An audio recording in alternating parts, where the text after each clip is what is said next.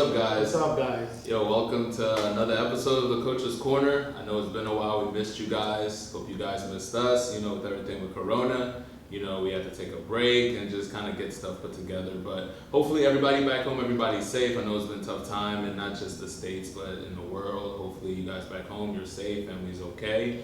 And I'm excited to be back. I'm excited to be back too. It's been a long time. It's been almost like 3 months. Yeah, You guys, post in the comments, let us know what you did during, the quarantine. Yeah. Let's have a discussion going. But I'm very excited to be back. I'm also excited for some big news. Yeah, there's some great news at MD Bobcats, and I think Phil is going to shed some light on that. Yeah, so earlier this week, as most of you guys saw, the journey has started to NISA. MD Bobcats is officially making that transition. And it's big news. It's big news because, one, the league in itself, you know what I mean? It's fully pro. It's pro. We're bringing professional soccer back to Maryland. This is huge. NISA is recognized by USSF, is sanctioned by USSF as a pro club. Only a handful, very few are USSF sanctioned. Yes. NISA is one of them. Yeah. And as early as in February, this past February, the Pro League Council accepted them as well. They're full members in the Pro League Council. Now that takes it to an even smaller gap of leagues that are allowed in the Pro League Council. Yes. And they're one of them. You know, these are with the likes of USL, UPSL Championships, all of these guys. So full on pro, that's huge. That's huge. That's huge. That's huge. And as the president of the club talks about, everybody at the club, the biggest thing is that we now have that straight up pipeline, that path for all the minorities, which is what the club fights for from beginning to end. Yes. For the kids, for us, the older generations, for people that are in administration, everywhere, to the county execs and everything. This is for all of us, and we're really, really excited for the news. Thank you to the front office for all the work. I know, Ben, you keep mentioning Evan, thanks for everything that you've done. And we're excited, and we're definitely looking forward to it, and we hope you guys can help us. And thank you guys for all of your support as well in this journey, and we look forward to killing it. Yeah, so I think it's a great news. With the youth club, going on as well. I think the path to pro, it's live now. So we're not going to talk too much about that. Maybe another time, but we're going to get right into it today. Today's Coach's Corner, we have Philip. We wanted to do an outside wingback. So we're just going to go with Philip today. Philip has been with us almost 2 seasons, if I'm not mistaken, or even 3. And, this past season, he played tremendously well. Yeah. And, we have a few clips of him here, and we're just going to go through it like we always do and analyze what makes Philip a good outside back, right?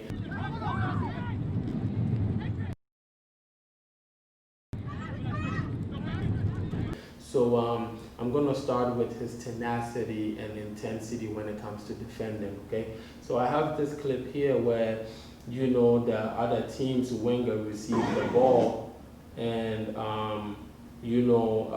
Philip, sprints, he literally sprints, which is the intensity we're talking about, So he closes the gap, so the winger is not able to turn, right? But he forces the winger to go back to his outside back, and then, go all the way back to their goalkeeper, which is, I think these are the little things that are overshadowed, that are overlooked. But this is great. This is huge.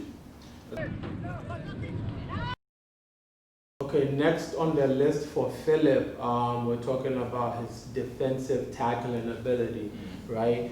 Philip gives you that unexpected slide tackle, being it even in the final third, middle third, defensive third, I think mostly defenders are expected to give slide tackles in the defensive third, when, you are behind the forward, or, you lose track, and, but desperate situations, but Philip gives you that unexpected slide tackle, which, I think is very effective. If you watch this video right here, you know, the center mid takes a touch forward, right? He beat our center mids, right?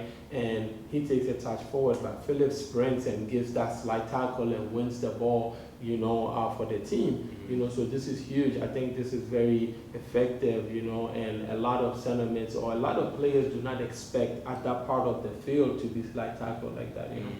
Yeah, and it's even more important that, see, Phil is on this back line of defense here. All right, the urgency to lock that guy, and he gets out, but Phil still is tenacity. His tenacity, which you mentioned earlier, to go and even cover our center midfield line of defense. Yeah. All right. So next one again, same thing, the slide tackling, right? Here again, you can see the wide forward takes a heavy touch. Phil reads it. I think Phil gets there before, but he wanted to. I see like he wanted to bait him. Yeah. I don't know, because remember, like, we have to win possession of the ball, and if he has the pressure, cover, and balance, you know, we're in a good position to win this ball here. So he baits him. The wide forward takes another touch, and that's when he decides to give that slide tackle. You know, and this is like a possessive slide tackle because Richard is able to win the ball. The great thing about this whole play is he starts an attack, right? He plays Elton and skip 2 lines of defense, and we go forward with that. Yeah.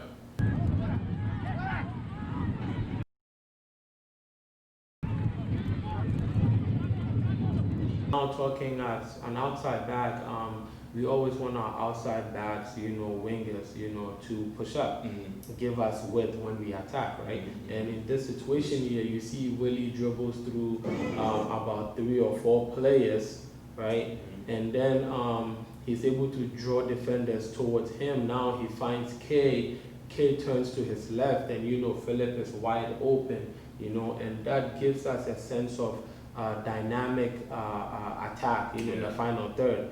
You know, and I think this is also great. We're able to get a corner out of that. Yeah. And I mean, again, great analysis. You know, the biggest thing I see here, our ability to even get wider, force their defense to spread out a little bit more. Because as you can see, Elton is our wide forward, so you would think he's the one that creates width. But in the final third, we find our outside backs are the ones that create width. Yes. And Philip does this tremendously. Gets the ball out wide, and there goes that outside back we're talking about. Now there are 3 of our forwards, so 2 of our forwards in the box, plus the attacking mid and Willie, and I could only see 2 defenders in there. We have the number advantage. Yes. You know, unfortunately we couldn't get the cross in, but we got a corner out of this. Well done, Phil. Good job. Good job, Philip. Next on the list is his ability again to push up and get, you know, in the final third, or, you know, recognize space. You know, here again you see we have Levy who dropped to defend, right? And then we're able to quickly skip 1 line of defense, which is our midfield, and play our forward, right? But our forward is technically almost close to the midfield line of defense, and there's a huge numerous space in front of him. You know, so Philip decides to take that space, you know, and I think that's great because now he's allowing Levy to either be able to carry the ball and find a better option, or Levy can still play him, you know, which I think Levy did in this situation, and we're able to, you know, put the other team's defense on their heels, you know, so this is huge for me as well, and I think that's high class, you know, outside back playing position, you know. Yeah. And to add on what he does with this run, that inverted run from the outside back, that underlap. Instead of the proverbial overlap, you got the underlap, which he still is able to create width from this underlap because it kind of comes in and goes out wide. And that's high level stuff again, like you said. Great, yeah. I don't know what much I can add to this analysis of him because that's perfect in this play, in this situation. Gets the ball here, and the first thing you see is with Phil, which I really, really love, is on his first touch, like you would say, it's always positive. Yeah. 2, on his first touch, he's always scanning the field. His body position allows him to see everything in front of him. And what does he see in front of him? Just a lot of space, a lot of green. And he takes that on a dribble. And it's not just a slow, methodical dribble, it's a hard dribble. It's a dribble to get in behind, almost. Get in behind. He got in behind his first line of defense with his forward. He's getting in behind the second line of defense right here, and all with the dribble. I mean, this is really good stuff by Phil. And then the last thing that I see is his understanding to get that ball back out wide once the play is done. He holds it for the right amount of time where this outside back is baited in, and he knows that pass is to beat another line of defense. So Phil single-handedly got through multiple lines of defense. Take your space, Phil. Come on, carry.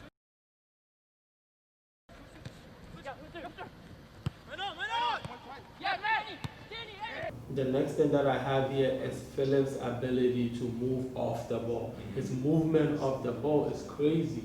If you check, or if you see this clip right here, he receives the ball, right? He takes a touch into space.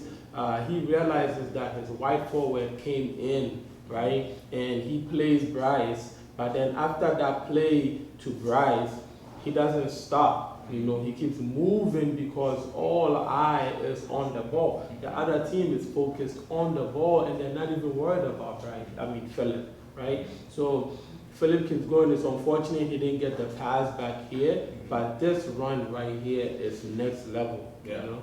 Yeah, it's a high class run by Phil.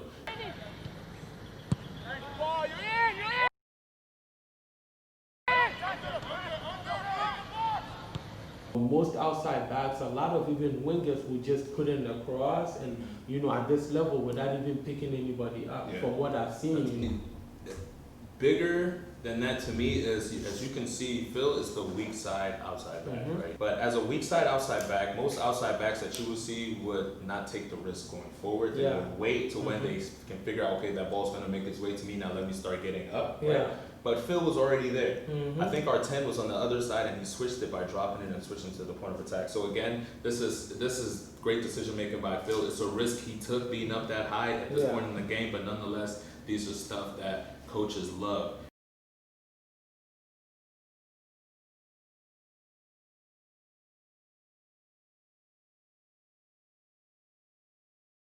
I agree. So I think with Philip, you said it best, his work rate. You know, you're going to see him up and down the line, you know, almost 90 minutes of the game, you know, and that's great. You know, so if you want to rate Philip, what would you give Philip out of a 10 for this season or these 2 games that we've watched?